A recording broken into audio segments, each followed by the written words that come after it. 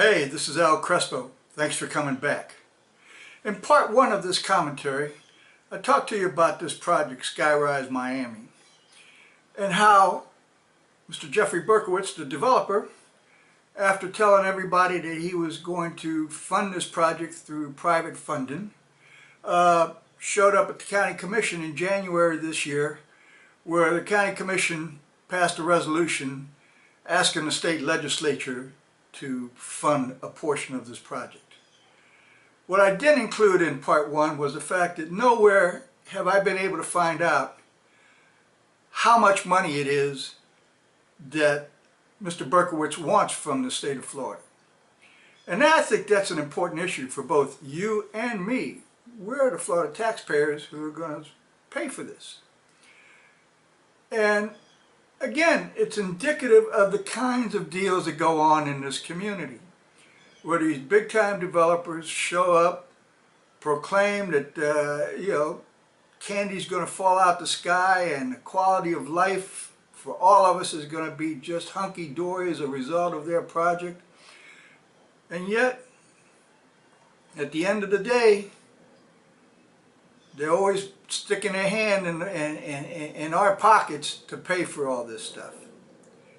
So I thought that was a significant problem. But there are other problems related to this project.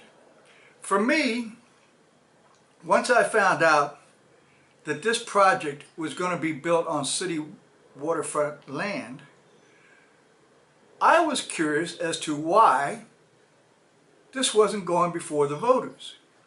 Because the city charter calls, under the Carollo Amendment, for any project that's going to be built on city waterfront property to go before the voters for a vote. That happened last year with Grove Key Marina and the proposal to refurbish that and to tear down Scotty's Landing and put in some new restaurants, next to City Hall. Now, there was a great deal of consternation by some folks about that project going forward, but at least the taxpayers had an opportunity to vote, and they chose to support it. That's democracy. That's the way it's supposed to work. It's not working that way in this case. In this case, you have a developer who's going to build a 1,000-foot tall building costing as much as $430 million on 2 acres of city waterfront property. And it's not a deal between the city and him. It's a deal between him subleasing the property from Bayside Marketplace, who holds the lease for that property with the city. Now, I think there's some significant liabilities involved in that kind of a deal. Not the least of which is, are there going to be impact fees paid as a result of this deal?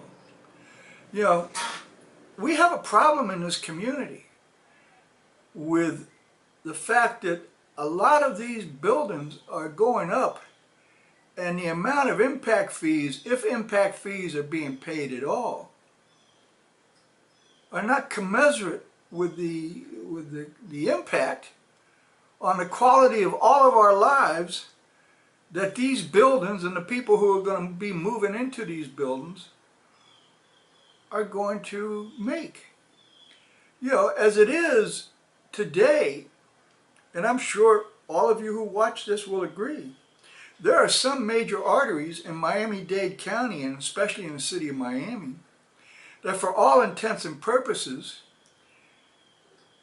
have to be considered as rush hour avenues from 6 in the morning to 8, 9, 10 o'clock at night, 7 days a week.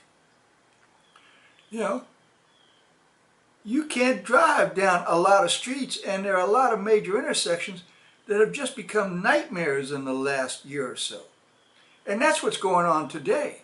Just think what's going to happen when this Brickell Center gets finished, and then this World Center across the street from the AAA Arena gets finished, and when the casino gets built where the Miami Herald property is, and where the design district redevelopment is going on. What do you think all that traffic is going to do then? And are these developers being charged the money that you would expect that they should be paying in impact fees? Because impact fee money goes to support the creation of parks, it goes to cover the infrastructure costs, the road costs. I don't think that money is being paid in the amounts, if they're paid at all, that are going to alleviate any of the problems that we're all going to face in coming years. But that's an issue. But for me, what I did, like I always do when I'm curious about something, I filed a public records request. I filed a public records request with Alice Bravo, the Assistant City Manager in charge of infrastructure and the, this kind of activity, and with Henry Torrey, the Director of Facilities Management, that manages all the city-owned property. And I asked to see all the documents related to the Skyrise Miami project. Never did hear from Alice Bravo. 2 weeks later, I got an email from Henry Torrey telling me I could come down to his office and look at the documents he had in his office and in his possession related to this project. So I went, and when I got there, I was presented this packet. Looks kind of substantial, right? Only problem is, this is the proposal package that Mr. Berkowitz paid an outside company to put together. Talks about all the thousands of jobs that are going to be created as a result of the construction, and all the thousands of jobs that are going to be created after the construction, all the tax money that's going to go into the coffers of the city and the county, and how the construction of this building is going to improve the quality of life for you and me.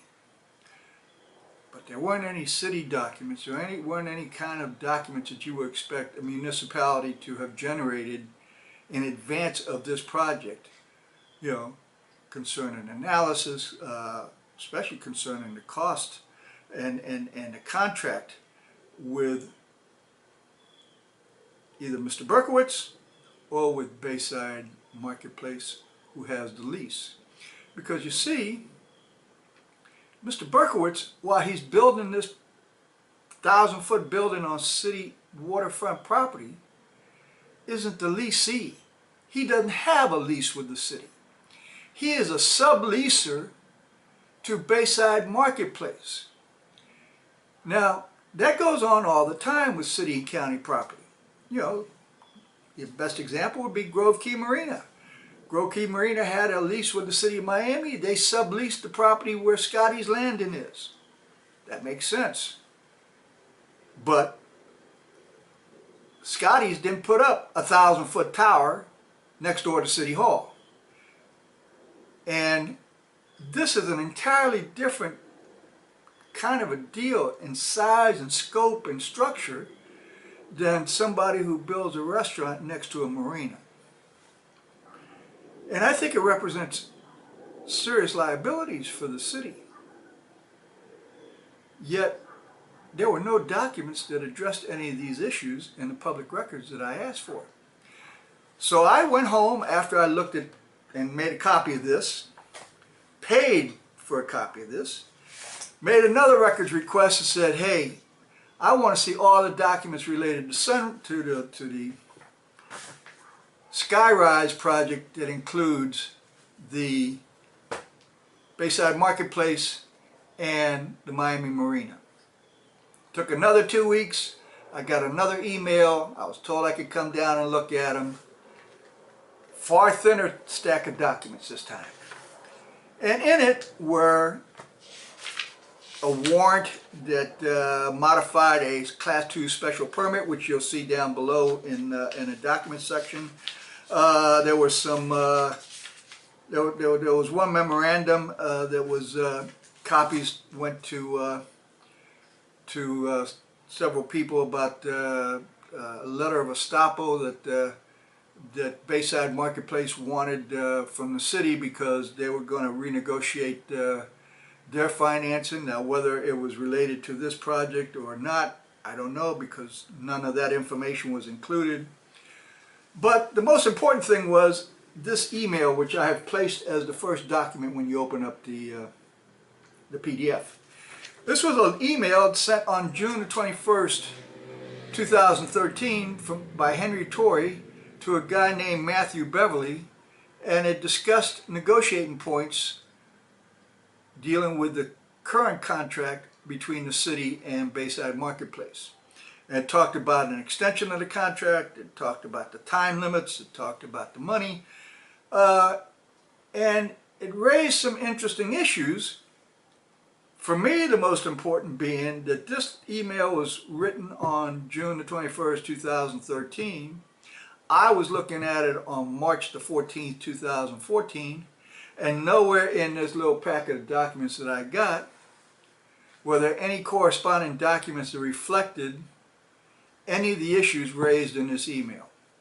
Again, there was no draft contract, there was no analysis, there was no financial documents related to how much money and how they projected the cost of any of this.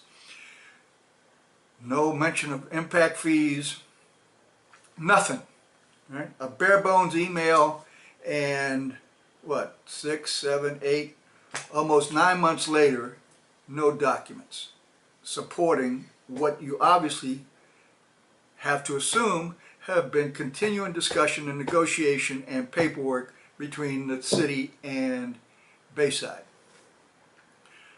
So again, it's a clear and deliberate attempt to withhold public records.